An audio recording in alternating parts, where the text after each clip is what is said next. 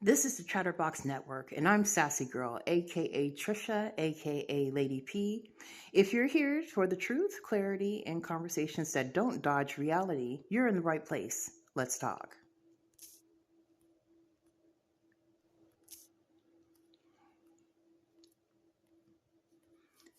Hi, and welcome to the Chatterbox Network.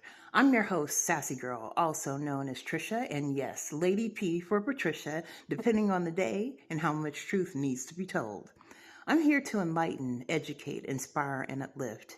And we're going to laugh along the way because growth without humor is just stress dressed up as wisdom.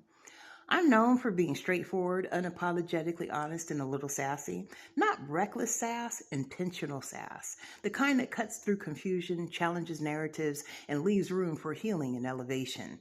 This podcast is brought to you by the Chatterbox Network, where real conversations live, truth has a voice, and silence is no longer an option.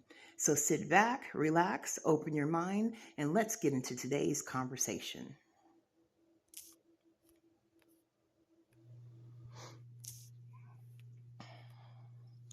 Defeating the narcissist. How an 8-year saga taught me how to rise as a Hyoka.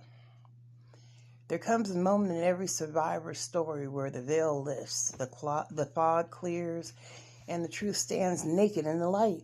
My moment didn't come softly. It didn't whisper. It roared. It came after 8 long years entangled with a man that I now refer to simply as the narcissist. No name, no identity, no glory. Just the narcissist, because that's all he'll ever be, and that's all he ever was. It's all that he ever earned. Those years were not a relationship. They were a battlefield. A psychological tug of war where he tried to stretch my soul thin enough to snap. But he underestimated the one thing he could never dull, damage, or devour: my spirit. I wasn't built to break. I was built to transform. The narcissist carried the darkness that narcissists always carry, a craving for control, a hunger for validation, and a deep festering void that they will fill using the light of others. And baby, I had light. He saw my glow before I even recognized it in myself. I was soft, empathetic, open-hearted, generous. I was the kind of woman who feels deeply, sees deeply, and loves deeply. And people like him see that as a resource. He wanted to siphon it. He wanted to drain it.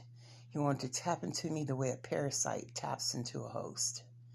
But there was something that he didn't account for, something ancient, something spiritual, something that he couldn't manipulate. I was a Hyoka. A Hyoka is not just an empath. It's an empath mirrored with power. Someone who doesn't just feel energy, they reflect it, they flip it, they expose it. A Hyoka makes the narcissist choke on his own shadow. And without even knowing it at the time, that's exactly what I was doing. The narcissist would throw emotional grenades expecting me to crumble. Instead, I would hold up a mirror and he would end up detonating himself. He tried love bombing, gaslighting, silent treatments, triangulation, every page of the narcissist's dusty, predictable playbook. And each time, instead of breaking me, the tactics revealed him, exposed him. He fucked his damn self up. He couldn't hide behind the charm of lies because my intuition cut through them like a blade.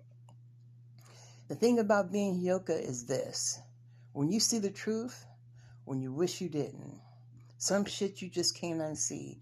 You feel the shit before the storm even hits. And you know the real story long before the mask slides off. And oh, did his mask slide. The 8-year saga was a masterclass in spiritual warfare. That's the best way I can describe it. He wanted my identity, my spirit, my energy. Narcissists feed on the emotional reactions of others like vampires. They need chaos. They need conflict. They need that constant emotional drip to feel alive. But with me, he starved. Nothing frustrated him more than my refusal to collapse. My refusal to hand him the blueprint to my emotions. my refusal to give him access to the places he wanted to infiltrate. I learned how to detach without announcing it. I learned how to observe without reacting. I learned how to see his manipulations as predictable patterns rather than personal attacks. And he felt that shift. Narcissists always feel when you unplug from them. It's like oxygen leaving their lungs. He lost control the moment I became conscious of my own power. The moment that I stopped questioning myself and started questioning him. The moment I realized that I didn't need him to validate anything, not my worth, my beauty, my future. The moment I recognized that every bruise on my spirit was actually building muscle.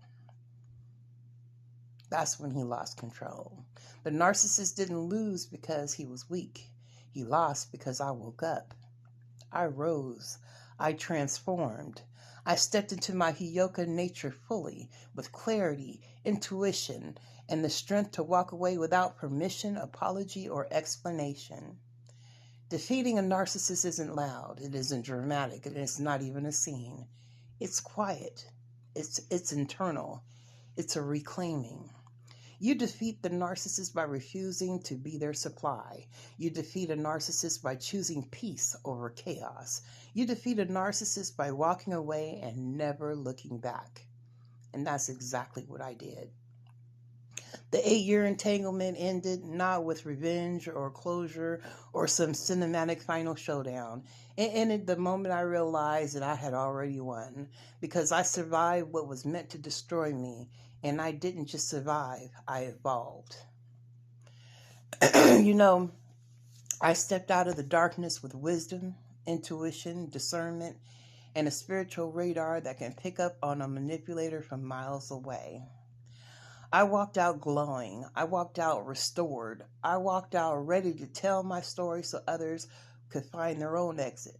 And now, as I speak into this microphone for egotistical entanglements, I speak not as a victim of the narcissist, but as a woman who defeated him by becoming everything he feared that I would become.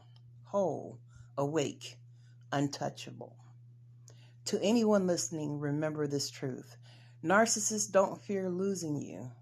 They fear losing control of you. There's a difference. And once you reclaim it, they're done. You are light. You are power. You are intuition wrapped in a human body. And you will rise from any entanglement that ever tried to claim you. Protect your temple. Protect your spirit. Your power is holy. Don't let these demons touch it. You got this. You've been listening to the Chatterbox Network, hosted by Sassy Girl, also known as Trisha or Lady P. If something today resonated with you, challenged you, or gave you clarity, don't keep it to yourself. Go ahead and like this episode, drop a comment, and subscribe so you don't miss what's coming up next. Share this conversation with a friend, family member, or someone who needs to hear it, and feel free to post it across all your social media networks. Truth travels further when we pass it along. My mission remains the same: to enlighten minds, to inspire growth, to encourage resilience, and to uplift without watering down the truth or silencing lived experience. Until next time, stay grounded, stay curious, and keep your voice.